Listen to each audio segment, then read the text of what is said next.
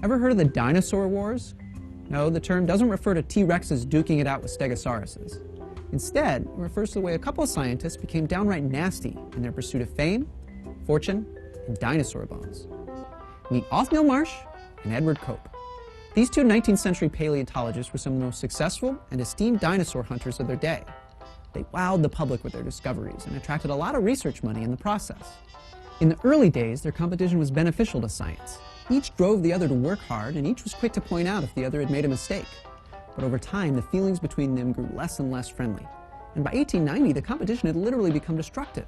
Their teams began throwing stones at one another when digging in the same territory.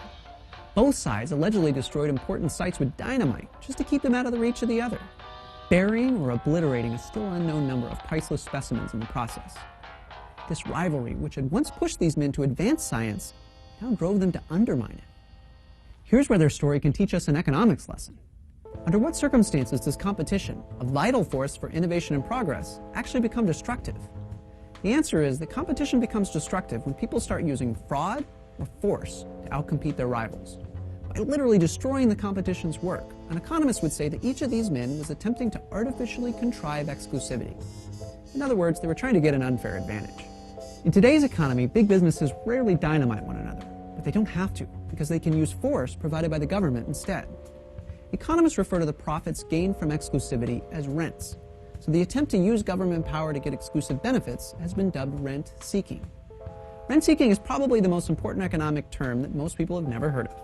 It's everywhere in our economy today. Whenever big corporations and other special interests ask the government for special favors, they're rent-seeking. They do this because government can offer them a number of special privileges. Some firms, like Goldman Sachs, Citigroup, and GM, have obtained the privilege of a federal bailout. Others, like major agribusinesses, are privileged with federal farm subsidies.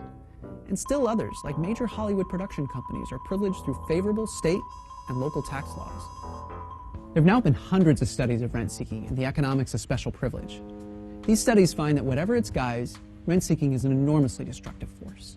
It wastes resources, it slows the entrepreneurial process, and it locks in inefficient technologies. Beyond this, though, it's fundamentally unfair. It allows some to succeed based not on their ability to please customers, but on their ability to work the political system. Like the dinosaur wars, rent-seeking is an ugly corruption of fair competition and an impediment to progress.